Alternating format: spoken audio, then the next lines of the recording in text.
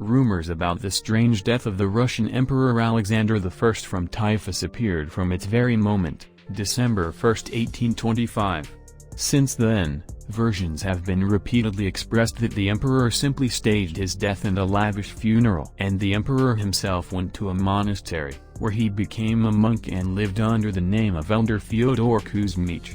In this video we will figure out, did Alexander I die, or was it a deception for the entire Russian people?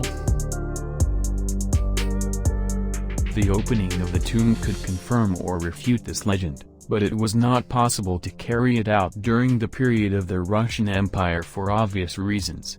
According to unconfirmed reports, it was possible to hold it only in 1925. The crypt of Alexander I turned out to be empty. This fact so impressed all the participants of the event that no one dared to document it. Where did doubts arise about the reality of the emperor's death? Alexander I was in good health, looked and felt much younger than his 48 years.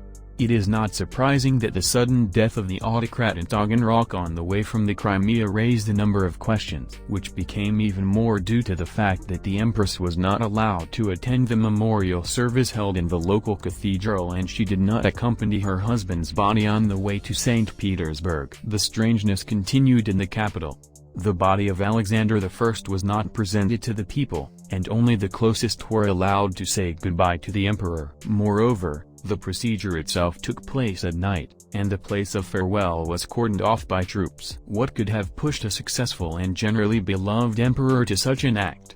Contemporaries believe that it is a shame for the death of Father Paul I, whose death Alexander was not directly involved in, but approved it with his tacit consent. The emperor considered the death of his two daughters to be the punishment for such an act. Therefore, the decision to die to the world and devote oneself to serving God and atoning for sins was not spontaneous. Historians question the very act of autopsy of the emperor's body, in which there are a lot of errors and contradictions. In addition, fever is also doubtful as the cause of Alexander I's death. After all, the autocrat had already been ill with it and suffered quite easily. Another interesting fact noted in the book is that the beginning of the emperor's illness coincided with the illness and equally sudden death of the courier Maskov, who was outwardly very similar to Alexander I. The corpse was not given to the relatives and, apparently, for some time it was stored in the Taganrog palace of the emperor, an indirect proof of which is the distinct smell of decomposition, which attracted stray dogs from all over the city. The opening of the imperial crypt. There are no documented facts about the opening of the crypt of the Russian emperor. There are memoirs of a doctor at the imperial court of Belinsky, who allegedly took part in the opening of the tomb in 1964 in the presence of Emperor Alexander II and Minister Adlerberg. According to Belinsky's memoirs, the crypt turned out to be empty and the body of a long-bearded elder was transferred to it.